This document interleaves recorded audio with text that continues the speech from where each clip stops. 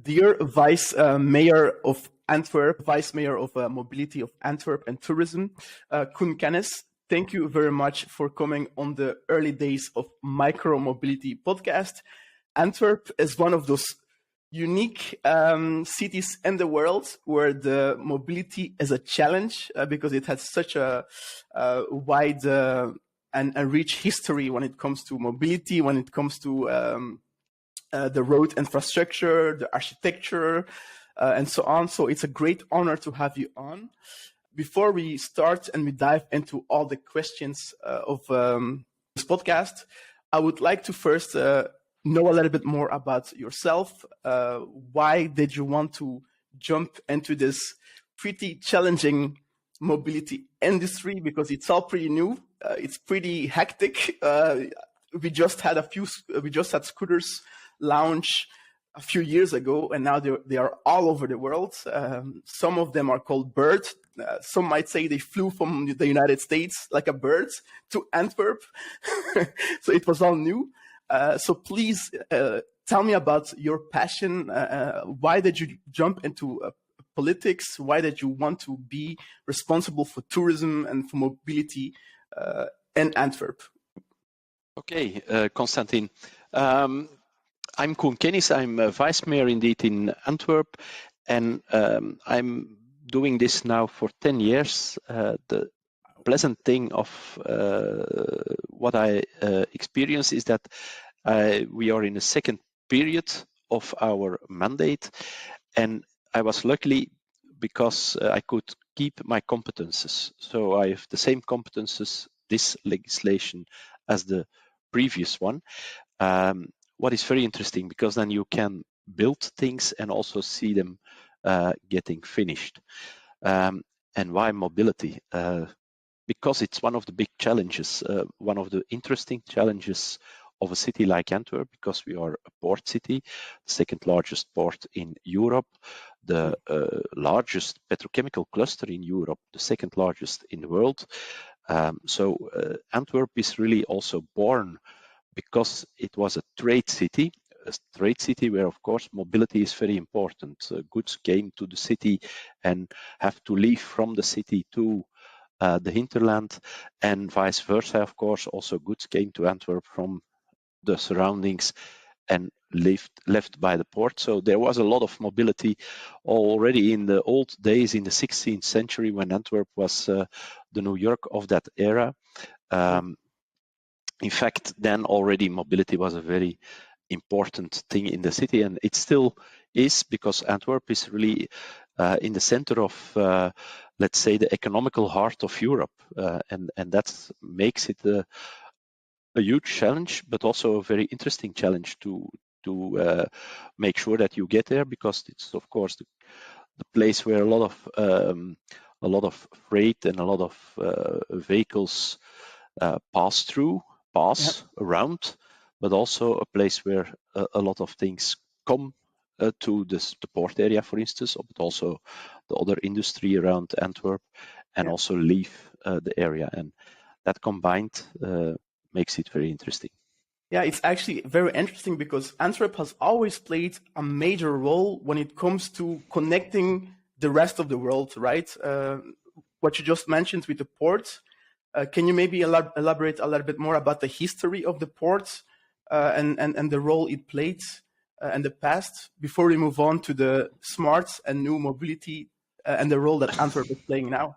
In fact, our port is born in the early 16th century, when Bruges was going slower because the sea was going away from Bruges. And it moved to Antwerp, also with some trade people that moved to Antwerp and started here to trade in Antwerp. It was one of the biggest ports for Portuguese sailors who brought in goods from the new worlds. Antwerp was a port where they brought a lot of those goods, because Antwerp was also very interesting to deliver then the goods further in the European era, and that's still what we are doing. We are, for instance, Antwerp is the most important port for France. because Okay. a lot of goods that go to France or come from France and go to the world pass through the port area of Antwerp.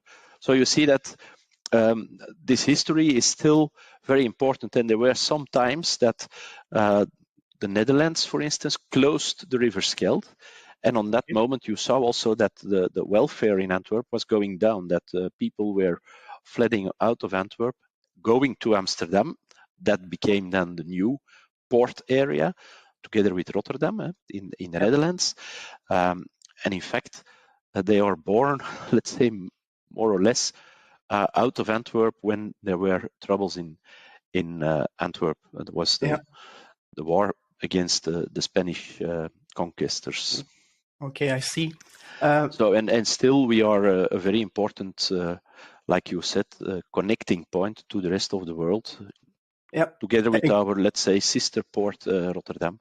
Antwerp and Rotterdam are really the ports of Europe to provide Europe of a lot of goods. Yeah, exactly. So Antwerp, the city, really plays a major role in the world when it comes to mobility.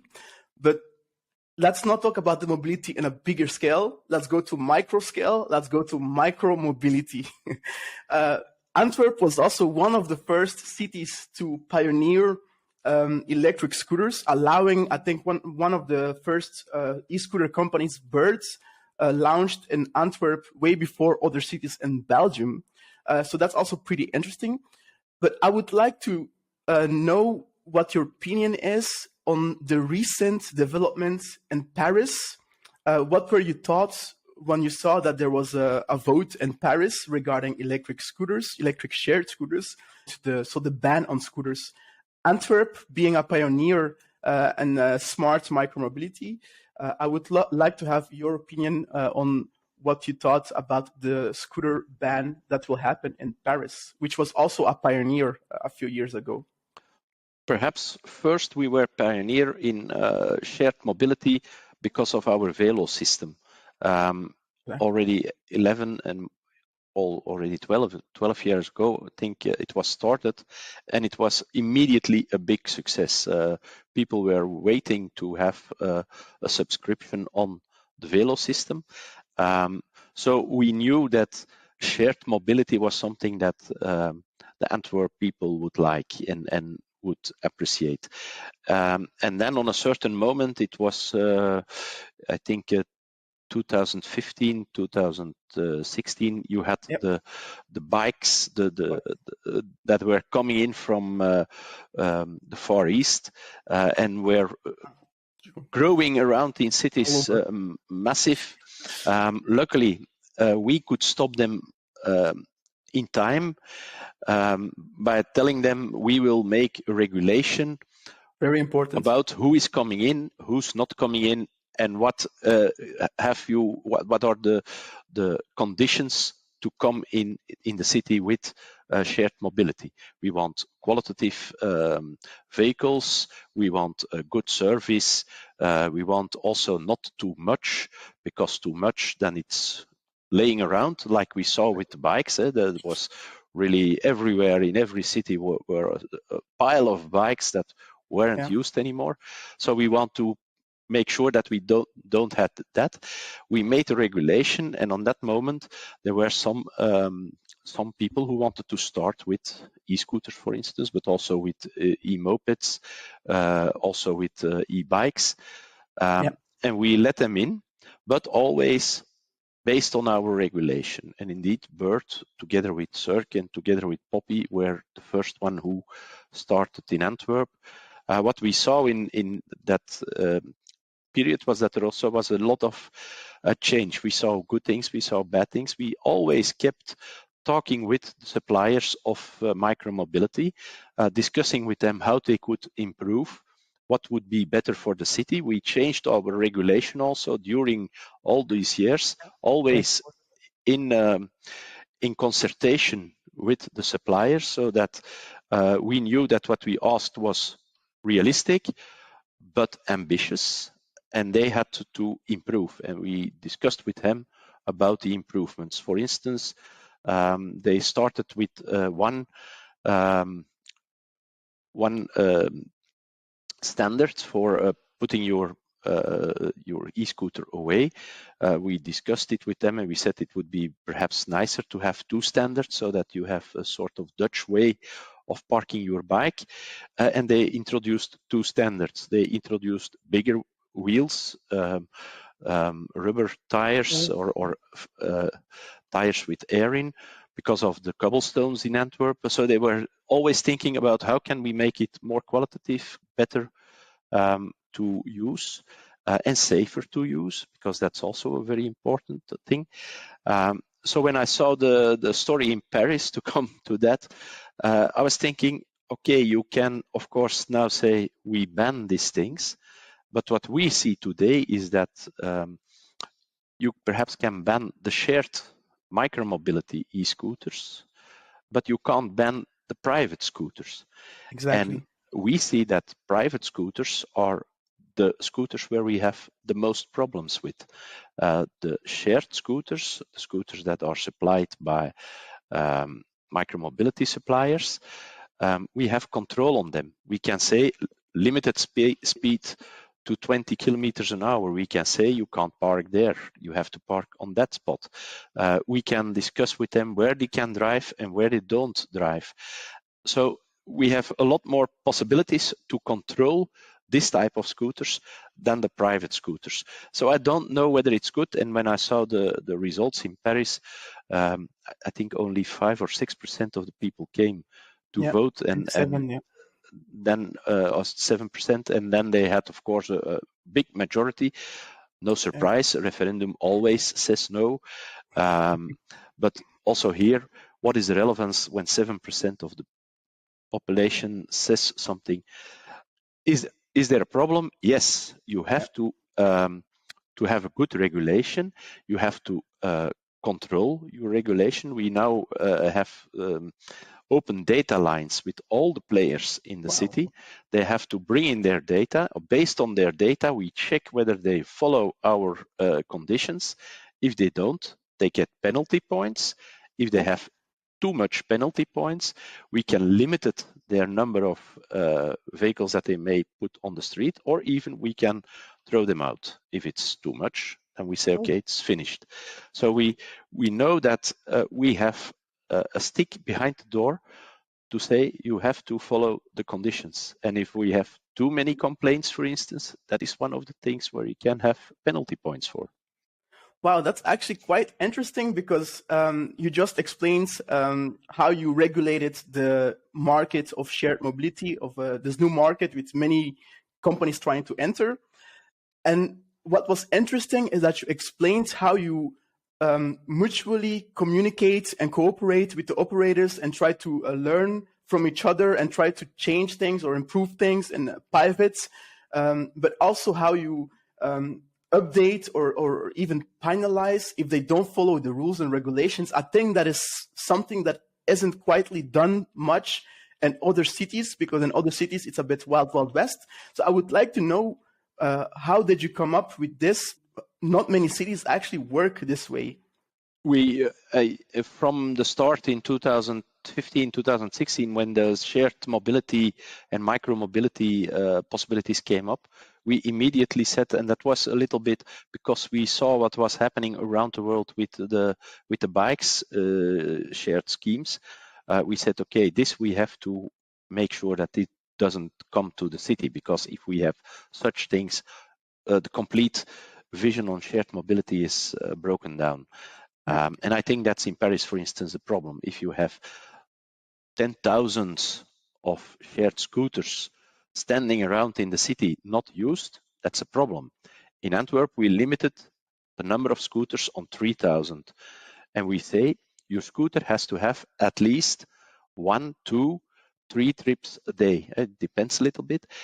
If you have more trips a day, we can even increase your number of scooters. If you have less trips, we will decrease your number of scooters, because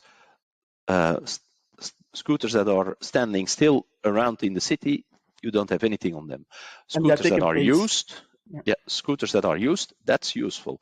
When we look to our Velo system, our shared Velo system in the city, the bikes, the shared bikes, we see there that they are used 5 to 6 times a day. Wow. Each bike.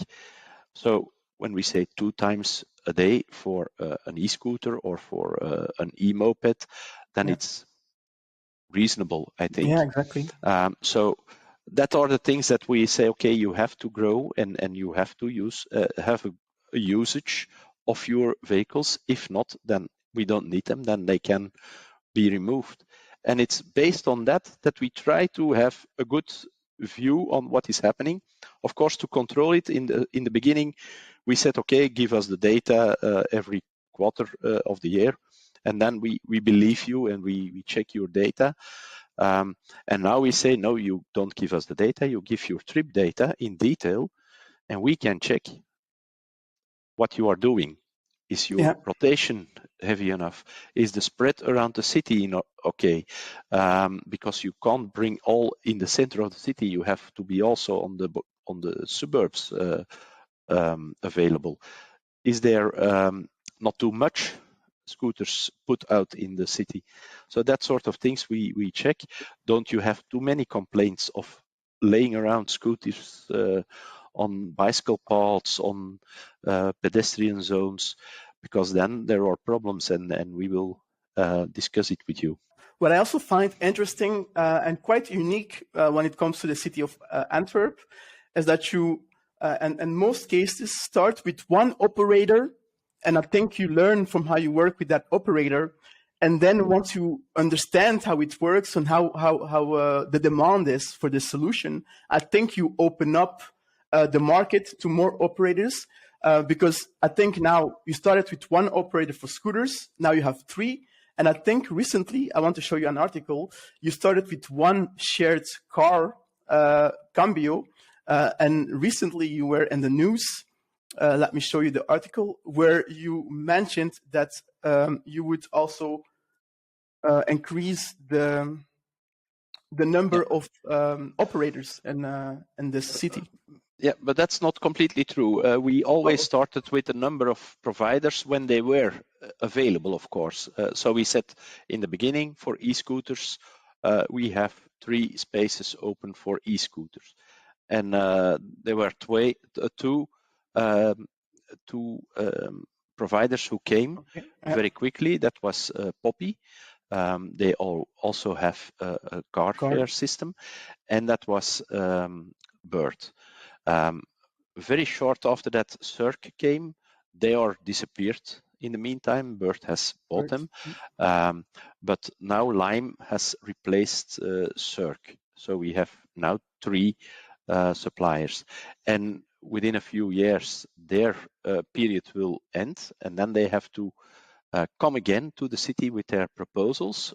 But also other people can have, or other providers can have the choice then to start and to also come in the city, and then we will choose the 3 best that stay in the city, will then for the next period be possibly in the city. Why are we doing that? Because we also want to see to innovation. We know that if you are in the city and you say, okay, I'm safe here, I can stay all the time, you don't have the push anymore to innovate. And we say, oh no, that doesn't work. We want regularly you're giving you a push to innovate, to bring the best of the best to the city, and not what is left, to say it like that. But it's very intensive, and you have to talk with your providers. We stay on communicating with them on what can improve, where are problems, which possibilities see you, what are you doing in the rest of the world, and are there interesting things also for our city, for Antwerp, what is technically possible in the future. So that sort of things, we're permanently looking to that, and we try to improve continuously. Is it easy? No, it's not easy. I think for e-scooters, especially for e-scooters, people are not used to them. People see them as a threat. There are a lot of accidents with it. Also accidents with people who are really hurt. Wow. So it's a discussion. It's a permanent discussion, and I understand what is happening in Paris also. It's a permanent discussion, and I think that the suppliers, the providers, have to make sure that by the things that they do, people believe that they will work on safety, on good behavior of the users, and things like that. They have to educate also their users, their clients, to make sure that, for instance, e-scooters are parked on a convenient, on a good way, that e-scooters don't drive on the pedestrian zones, that e-scooters drive on the bicycle paths, things like that, that they also follow the regulations on traffic. Yeah, but these scooter operators have been operating for a while, so you have been working together with them back and forth. I guess you have data and information about how they operate. What is your feeling? What is your opinion right now on the electric cake scooters, shared electric scooters in Antwerp? Is it something that will continue? What is the feeling of the people? Is it used a lot? Is it an added value for the city? Does it do what it's promised to do? And do you encounter similar challenges or issues when it comes to wrongly parked e-scooters?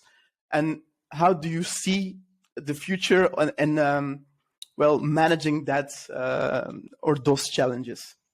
We see challenges. I think providers are doing what they can to educate their users, but we see challenges. Wrongly parked scooters that are laying around in the city. The usage that is not correctly, two people on one scooter isn't possible. People who are driving on the sidewalks isn't allowed, and that sort of things. And it's a permanent exercise to try to make sure that people, the users, are using are following the regulations, the traffic regulations also. It's the same like bicyclists have to follow traffic regulations. Also, e-scooters have to follow those traffic regulations. They have to park on a correct way. It's same like bicyclists. I always compare it. What is a strange thing for us? A shared bike is much more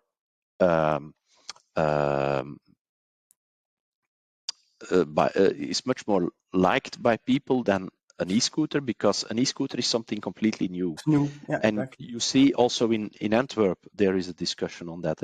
It's not that we don't have that discussion. Of course we have it. Also because users have to know, they have to be very careful.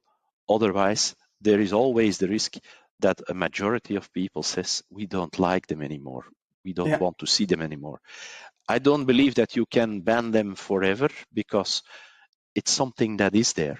So you can't do as if it's not there, or you have to have a national regulation, as in the Netherlands, that it's not allowed on public domain. But then you have to do it like that, and you say, okay, this vehicle can't be in our country. That's clear. But say it's not allowed in our city to have shared scooters, but private scooters is possible. That's a difficult one, because we see also private scooters in many cases are more dangerous and are used not so good. It's much more hard to regulate. It's also a regulation. It's also limited to 25 kilometers an hour. It's something that you have to use alone. But what we see is that our police department sometimes stops one of those private scooters, e-scooters, and even have had an e-scooter that was that possibly could drive 110 kilometers an hour. Yeah, that's really dangerous. Exactly. And that's not. And a lot of people see those scooters and think, okay, all those scooters have to go away. But it's not with banning the e-scooter that you also ban the private scooter. The risk is even bigger, that when you ban the shared scooter, there will become more private scooters, and that's something that I wouldn't like to see. Yeah, but it's a very difficult thing, and all the discussions that in all the cities in Europe and far behind are going on are also going on in Antwerp. Yeah, exactly. But I think it's a good way of working if you try to find a middle way or find a way to regulate it, and maybe make some compromises and work together, and hopefully you will overcome these challenges. I think that might be the best way to go I see forward. also that the providers are working on that, and they know also that the image that they have, they always have to work on it to improve it. Exactly. Actually, I think the operators sometimes they need to follow certain regulations when it comes to the parking. However, in some cities, there is not enough available dedicated parking. There are some cities that demand every scooter should be parked at a dedicated bike rack, for example. However, there are maybe 5,000 scooters and 600 bike racks. So sometimes it's not easy for the electric scooter providers, I think. And me being an operator myself in my company, I do have some points that the operators discussed and wanted to share as well. I will share them with you. To ideally operate, they would like to have parking spots that are well identified by the city with enough density so that there is not a struggle to park. So they would advise, for example, one parking spot within 100 meters or every 200 meters. And operators to enforce parking in these parking spots, that can be done via different technology, which is already available. I actually made a webinar on this. We already did it in our app. And of course, additional bike racks to make scooter parking more accessible to a wider area. And I was wondering if the city of Antwerp is looking at these not demands, but suggestions by operators, and if there's something that, if it's something that you will work with together and maybe implement some of these things and see if it would help to resolve the solution. Because I can tell you in Kortrijk, it really works. Kortrijk has over 483 bike racks. You will see at Donkey Republic a Birds and a Smooth City e-bike perfectly parked on those bike racks because it's enforced in the mobile application. There is a good regulations from the city itself, and there is a good cooperation. But obviously, this is something that happens over many months, working together between the two parties, and some investment had to be done in the road infrastructure and making the bike racks, which is something the city of Brussels is doing right now, I think. But is that also something Antwerp will might implement in the future, more bike racks and these suggestions? Yes, we are we call it drop zones, that are zones that are assigned on the street, on the pavement, where you can put your e-scooter. In the city center, we have them now rolled out. Also around Central Station, we have them rolled out, and we are going further, gradually rolling out the drop zones. And indeed, you can have virtual obligation to park them on those places and not somewhere else. So for us, it's something that we are surely working on. It's, of course, Antwerp is a somewhat bigger city than Kortrijk, so it takes probably somewhat longer to have them all rolled out. But that's something that we are doing gradually, and also looking together with the providers what is possible and what's not possible, because every 250 meters, that is very close. Yeah. Surely in the surroundings of the city, we have the experience with Velo, so we know very well how it works, and we are doing that now also in our city gradually. And of course, for the rest, in fact, an e-scooter is the same as a bicycle. Yeah. Also, when we drive around with a bicycle, with our own bicycle, and we park the bicycle somewhere in the street on the sidewalk, we have to take care that people still can pass on that sidewalk. In fact, you have always to leave 1.5 meter for pedestrians to pass, and it's very important that that is already done. I think every bicyclist know that you don't park your bike in the middle of a bicycle path. It's the same for an e-scooter. So sometimes I think how it's possible people can park their bike very normal, but for drivers of an e-scooter, that doesn't work. And one of the things that I found very good in the most apps of the e-scooter providers is that you have to make a picture. And with that picture, a picture from where you parked your e-scooter. What I would like and what I ask also to the providers is to check that picture. If there isn't an e-scooter on that picture, for instance, I think you have to give a warning to your user that this can be happening once, but not twice. And if it happens twice, he has to pay something, or he gets a fine, or he gets, I don't know, a penalty point for me. That it's indifferent, but make sure that you also educate your users. If it's parked okay, nice. But also then look to the pictures, and you don't have to look to them all, I think, but try to do it on that you look to one of the 10 or I don't know how many, but look to the picture and see, is it parked okay? I think with artificial intelligence, you already can do a lot. And I think that are things that also have to be done by providers. We can, of course, our police department checks, tries to, when people are not using their scooter correct, they will verbalize them, that's no problem.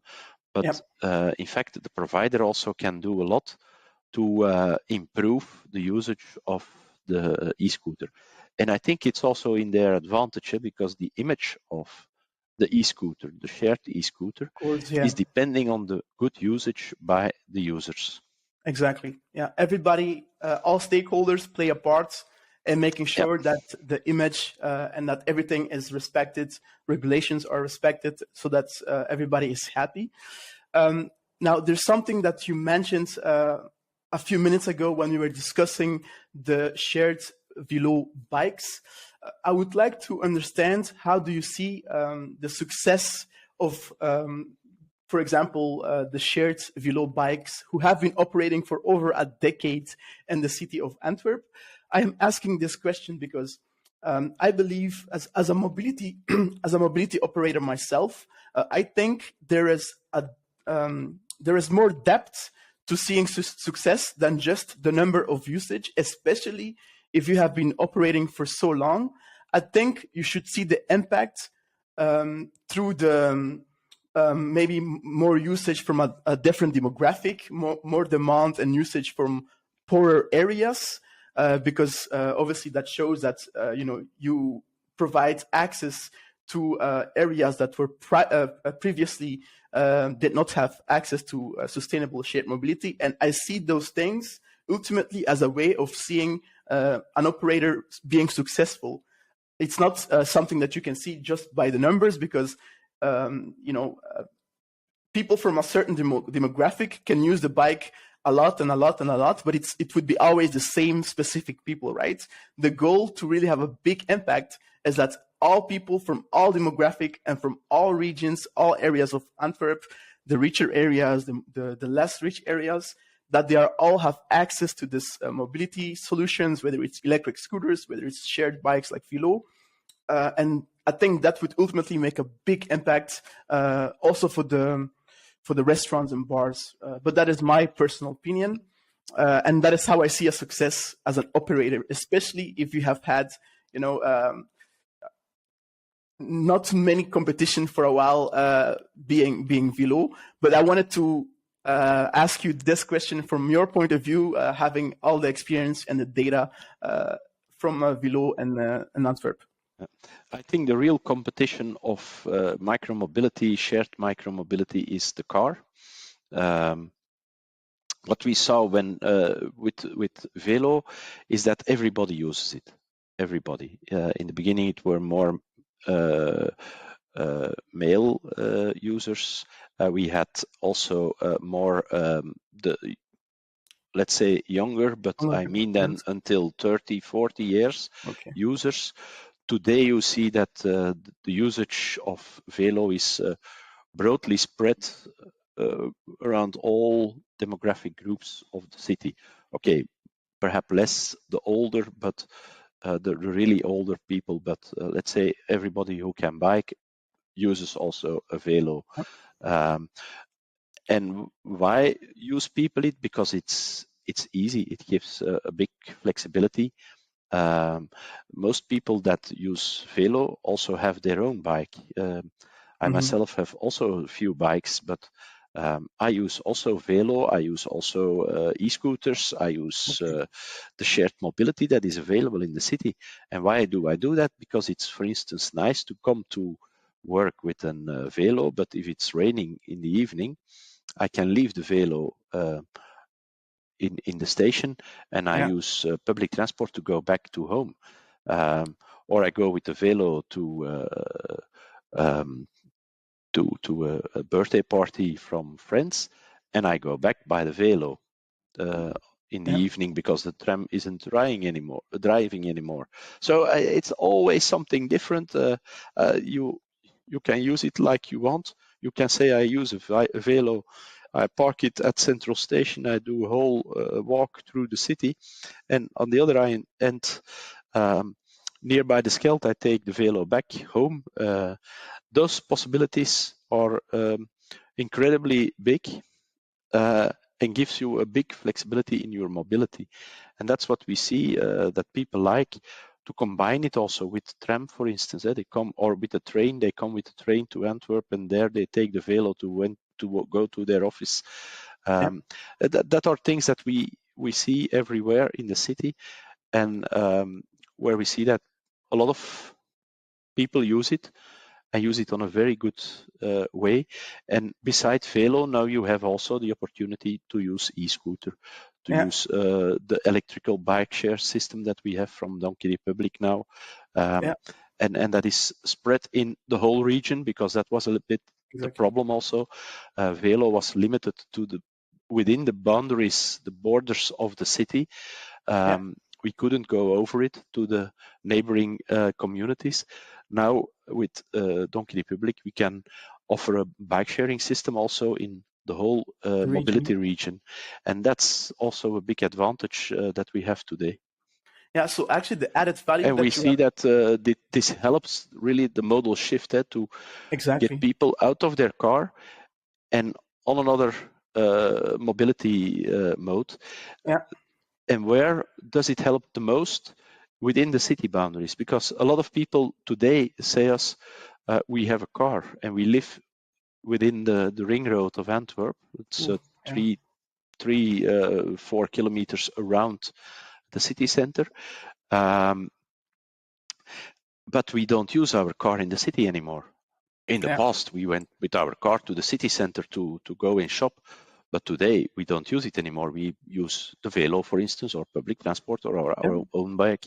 And you see that there is a modal shift going on from the own car to shared mobility, more and more, and further. Also with electrical bikes, we saw, for instance, that there was really a big change in distance that people were biking. And you even see it today with the non-electrical bikes, that the distance is growing together with the distance that is growing from the electrical bikes. Yeah, but do you think there is a relation between the growing demand for these different shared mobility solutions and the road infrastructure investments and vision that the city of Antwerp has had? Because I used to go to Antwerp a lot in the past, but now, and I used to go by car. It was easy to find a parking, even though it's sometimes quite expensive in Antwerp. But now I prefer not to use the car, because it's just not that easy to use a car inside the city of Antwerp. There's many bike zones. There's many. Thank you. No, but it's true. So I prefer to use the train, even though sometimes they're not always on time.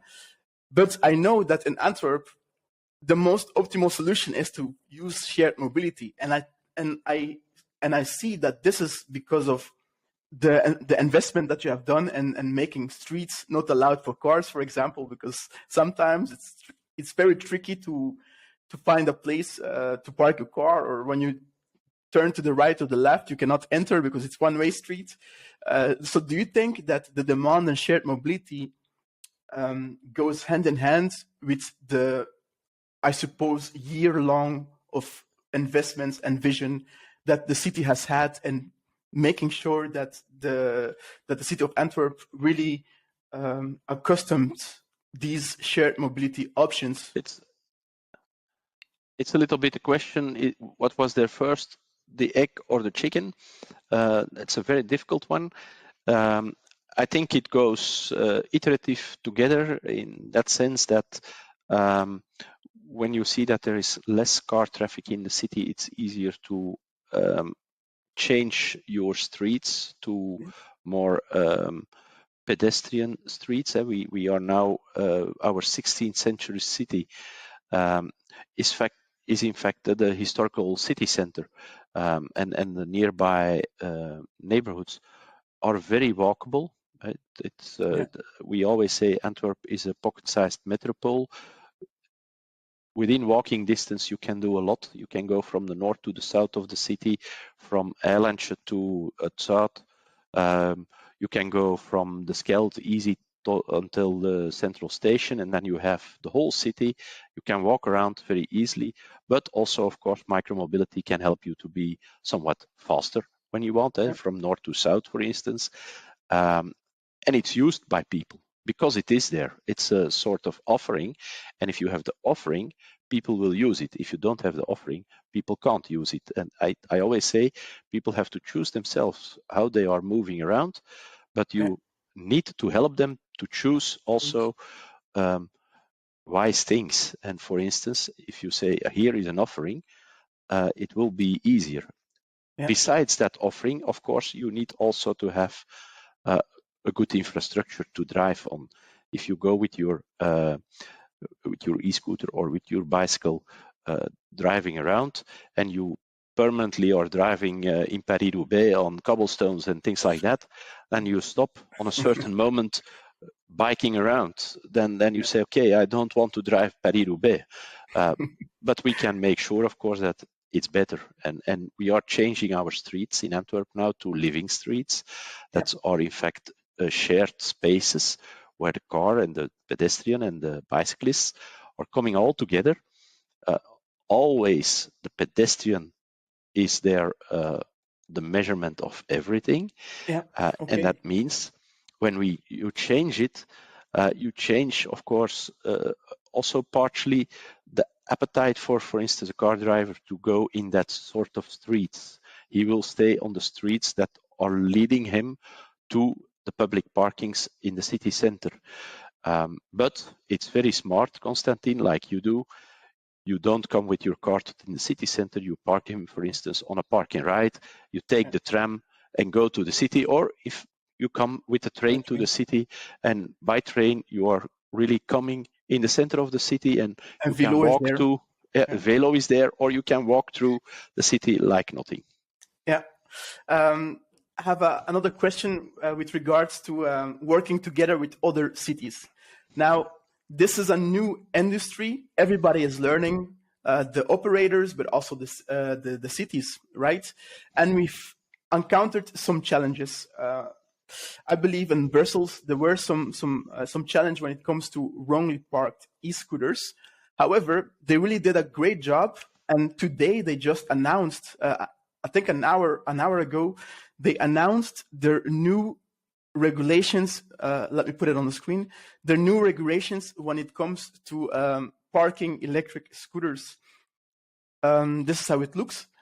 and also electric bikes. So they really did a great job. They put some time in it. As you know, Brussels has different communes, so different mayors as well. Sometimes it can be complicated, but I think they really did a great job.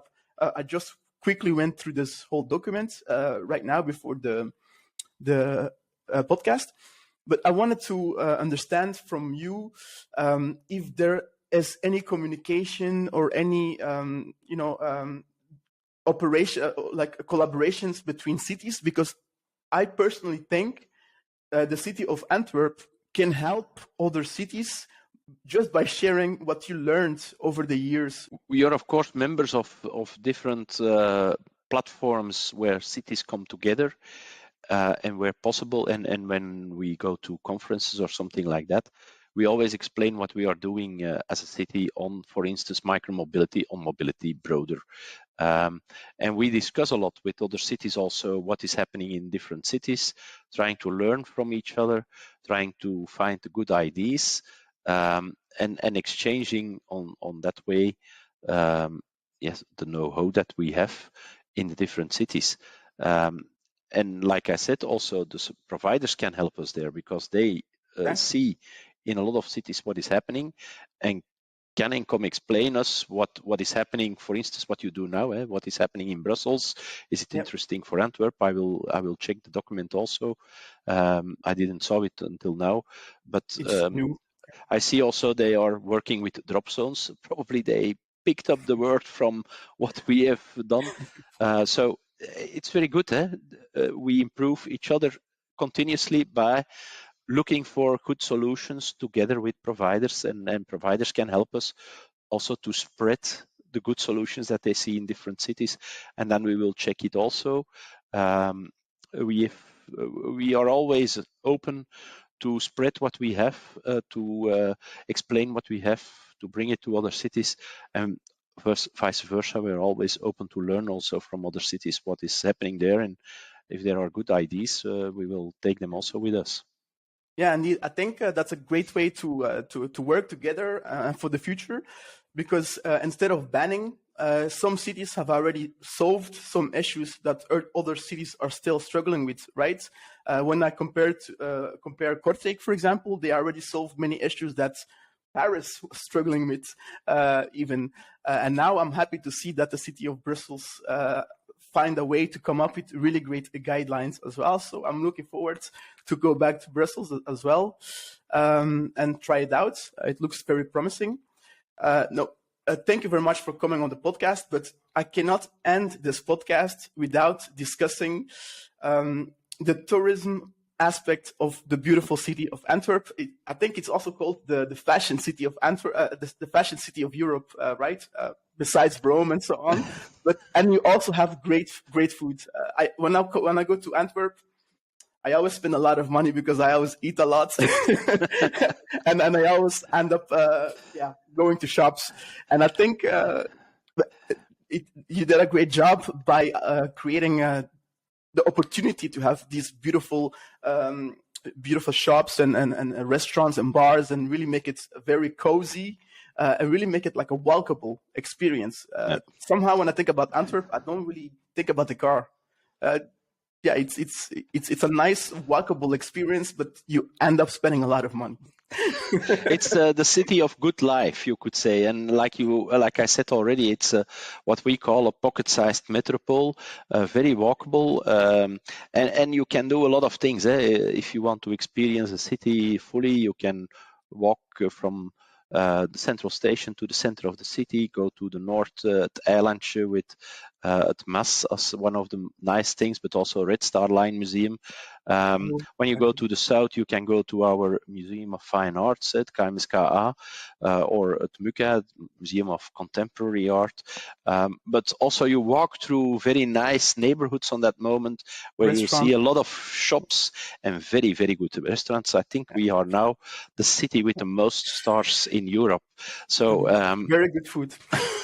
It's from let's say from on the bar crook where you're sitting on in a very old brown cafe to the star dinner in the Jane or in Zilte.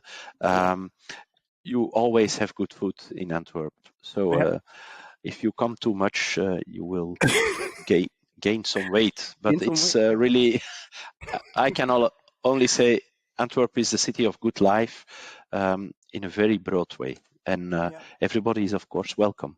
Yeah, exactly.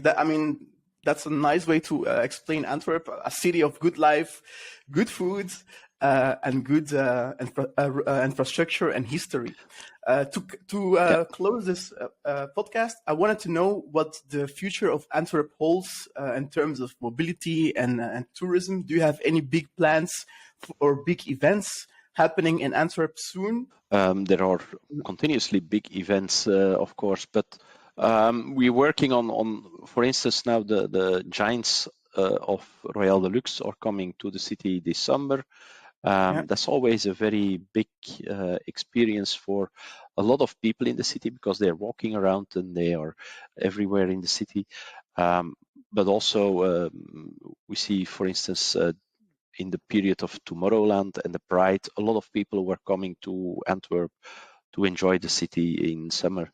And for the rest, we're building further on our nice city. The park on the docks in the south will be ready to the end of the year. So it's very nice what we realized there. The parking spaces that were on top of those old docks are now brought underground, and we built on top of that a very nice park, but also our quays are renewed, or are we busy to renew it, and you have to come regularly back to see the new steps that we made, and we will make our city so continuously nicer to walk around, like I said, with the living streets, more agreeable to walk around, to shop, to eat, to experience, to visit museums, to visit our historical churches, our historical center. So it's always something to see in Antwerp. Yeah, and actually, I think with the 2024 Paris Olympic coming up, I think many tourists all over the world might get bored in Paris after a few days without having electric scooters, and they might come to Antwerp and Brussels. That's very easy. Using the Thalys, you're immediately in the city center in the nicest central station, the nicest station in the world. Yeah, they have great waffles as well, actually. Yeah. Also. Yeah, it's all about food. So, Vice Mayor Koen Kennis, thank you very much for joining me on this podcast on the early days of shared micromobility, to give your insights about the shared mobility in your city. It was a very pleasant discussion. I'm happy that you were able to find time to share your insight, and I think the listeners will also appreciate this. So, thank you very much for coming on the Early Days podcast. Thank you. Thank you, Konstantin, and good day further.